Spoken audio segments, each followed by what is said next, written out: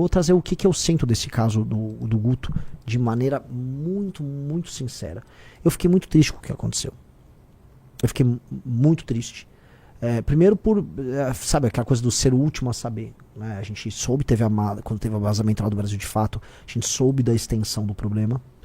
E a gente sabia que o Guto tinha uma filha, mas aí a gente ficou impactado pelo problema em si. Né? E o problema é um problema que para as pessoas dói, que é um problema de imagem, em que por mais que a moça perdoou, por mais que haja uma briga ali e você possa ter todas as justificativas, o que dói é parecer para algumas pessoas que a gente tem um discurso assim e na prática é assado, que é o que pessoas vieram criticar do Guto. E por mais que o Guto seja um político brilhante, um grande deputado estadual, uma liderança, isso não foi uma história boa para ele. Até porque o Guto tem uma coisa que é um elemento que talvez ele não tenha se tocado, e eu conversei isso com ele. O Guto é um exemplo para milhões de jovens mais pobres. E ele sabe disso. Veja, o Guto, ele é existe a figura do negro de direita, que é uma figura meio triste. Né? Que em geral o negro de direita é sempre um político negro puxa-saco de algum outro político, em geral branco. O Guto nunca foi isso. Eu sou o negão do Bolsonaro, igual tem o índio do Bolsonaro. O Guto, ele mostra o sucesso e a potência do jovem negro, vindo ou não da periferia. A capacidade de pensar, a capacidade de agir. Um cara que é a favor da lei e ordem. E ele é exemplo para milhões de jovens. Ele é exemplo para milhões de jovens, isso precisa ser colocado. E aí quando ele mostra que é possível ser um menino negro de sucesso, o que ele espelha para esses jovens? Tá aqui. O Guto é um cara que cresceu, não é um MC que não, é um cara estudioso, debate com qualquer um, se posiciona bem sobre qualquer tema, é altamente eficiente naquilo que ele faz. Então o Guto é um espelho. E o espelho não pode ser quebrado. E por que eu falo isso? Porque um dos temas centrais da minha pré-campanha é explicar assim, o abandono parental gera consequências ruins. O abandono parental gera um menino que no fim do dia termina cometendo um crime. E por mais que assim, teve o negócio do áudio, que eu pessoalmente preferi nem ouvir. Mas sei o contexto, eu li o contexto do áudio. Mas é o contexto do áudio ali, é uma disputa, uma briga ali que foi parar na justiça, que a moça já perdoou, falou que aquilo está descontextualizado. Independente de qualquer coisa, aquela história está dentro de um contexto de abandono parental. Porque o aborto não aconteceu, mas ela ficou num contexto de abandono parental, de um cara jovem fugindo de um problema, que pra mim esse é o problema. E isso é ruim porque isso não pode servir de exemplo para milhões de jovens. O Brasil é o país do abandono parental. O Brasil é o país do abandono parental e nós não podemos ser o partido político do abandono parental. Lembra quando a gente fala meteu, cuidou? Então prendeu, matou e meteu, cuidou. Nós não podemos ser o partido disso, cara. Não mesmo. Não mesmo. E essa história ela gera um exemplo, uma quase fatalidade para as pessoas disso. Do tipo, né? É um ciclo que fica se repetindo. E ele não pode se repetir. Ele não pode se repetir. Enfim, hoje a gente tem um partido. O Guto é o Guto é o primeiro deputado estadual da história do partido. O Guto, ele sempre está na nossa história. E é uma pessoa brilhante, é um grande amigo. Mas o Guto, ele tem que viver o que ele fala nesse sentido. E, pra mim, ele precisa, mais do que essa questão do áudio. A questão do áudio, o partido tem uma área ética. Agora a gente tem essas partes burocráticas, a gente tem um partido. E eu acho que no Conselho de Ética é legal o Guto explicar o contexto daquela briga.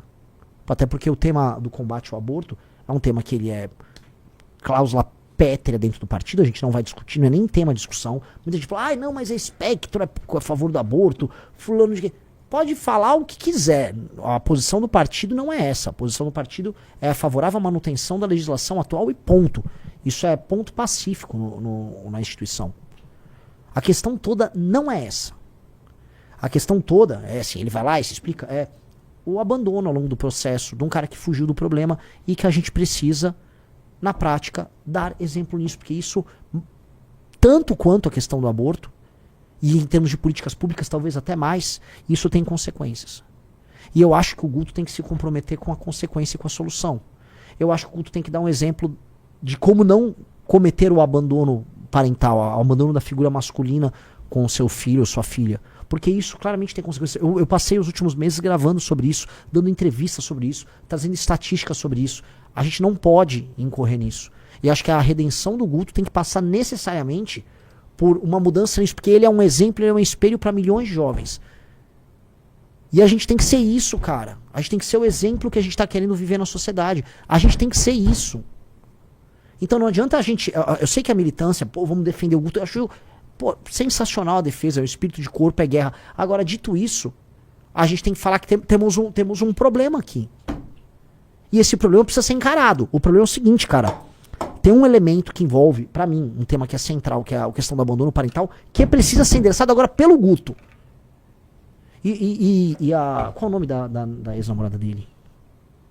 Giovana. A Giovana. E a Giovana, que gravou o vídeo, que defendeu ele, acho que ela e ele tem uma jornada a resolver nisso. E qual é a jornada? É a jornada de mostrar, assim, vencer o abandono parental.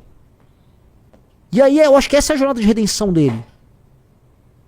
Porque o que mais me chateou nessa história, tirando o fato dele não ter falado dessa história pro grupo, não ter trazido drama pro grupo pra resolver, tirando os problemas da briga ali com ele e ela, que eu volto a colocar, briga de marido e mulher, não se bota a colher. Eu não conheço o contexto das discussões. Tem um áudio dele que foi colocado ali, tem um contexto deles ali, por mais que o áudio seja altamente reprovável, eu não vou me imiscuir nisso. Agora tem a imagem pública do Guto e o que ele representa para milhões de jovens. Vocês me desculpam, mas a solução para o problema do Brasil passa em eliminar o abandono parental e passa a existir uma postura mais séria e mais próxima do homem com seu filho, às vezes quando o filho até é indesejado. Então, ele precisa responder isso. Este tema precisa ser resolvido. Então, assim, as pessoas nossas, internas, precisam sentir que o Guto vai endereçar esse tema. Porque esse tema é um tema fundamental para o nosso partido. Esse tema é fundamental não só para a nossa comunidade. O MBL, no fundo, é uma comunidade de amigos que sofre junto, que vence junto, que perde junto. E agora está na hora do Guto, que foi defendido muito pela galera, apresentar para o público essa redenção. E não uma redenção de marketing. Eu tô cagando para marketing aqui. Isso aqui a gente tem que viver um discurso que é essencial pra gente. Esse discurso é essencial pra gente. Porque é sobre mudar um problema concreto do Brasil. De resto, sites de extrema esquerda, aquela gente canalha, Nando os Moros, essa galera tá cagando pra criança, tá cagando pra qualquer assunto. Essa galera se alia até contra o capeta pra tentar destruir. Isso não é nem mais sobre o Guto. Isso, no fundo, é uma tentativa de me atingir. E essas pessoas só estão fazendo isso porque na última semana eu subi nas pesquisas. Ponto. Porque se fosse falar de maneira fria, essas pessoas iam usar isso na época da eleição contra o Guto. Elas iam bater no Guto no período da eleição. É porque eu subi agora nas pesquisas, bateu um pânico, e os caras pegaram uma caixinha e saíram usando o que eles podiam usar pra nos atacar.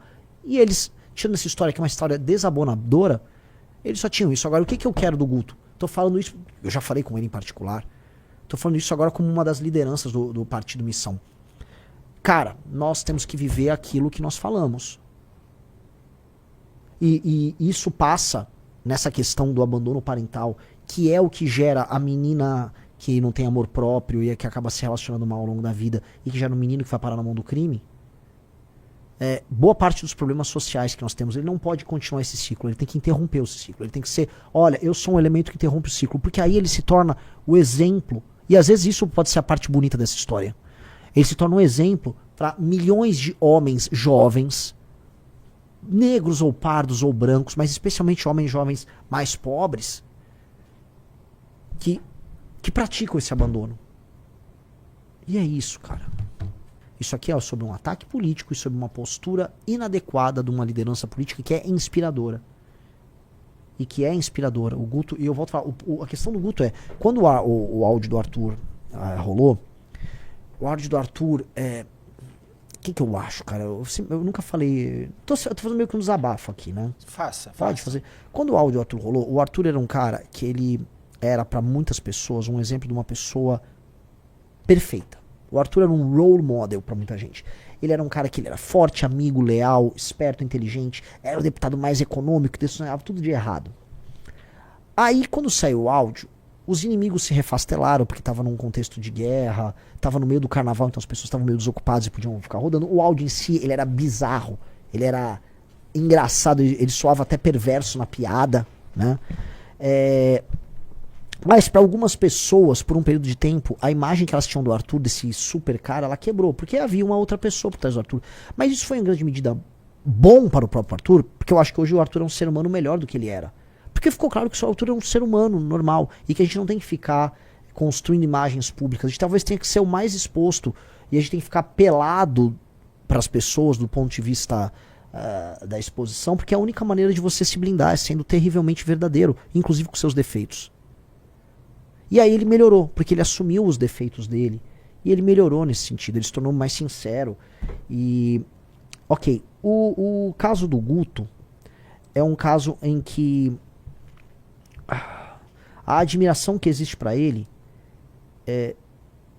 isso está no mapa eleitoral dele, se dá às vezes com um menino que é muito pobre e mora num bairro humilde. O Guto é um espelho para jovens em posição às vezes de pobreza e pô, ele apresenta assim um sucesso, um dinamismo.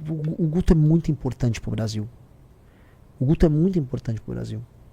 Então ele não pode falhar. Eu falo assim, a gente não tem condição de errar. Aí as pessoas às vezes criticam, bababá, vocês não têm isso, aquilo. Eu prefiro nem ter vida pessoal. Eu não tenho vida pessoal de nada.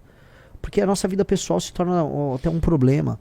E ninguém, absolutamente ninguém é perfeito. Todo mundo tem seus erros na intimidade. Todo mundo erra aqui ou acolá. Você não pode passar de certos limites, é óbvio, mas...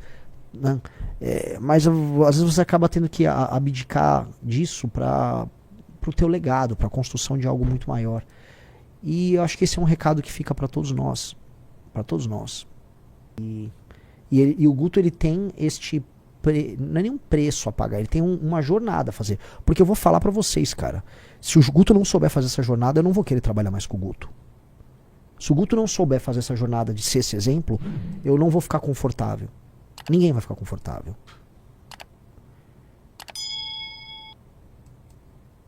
Entendeu?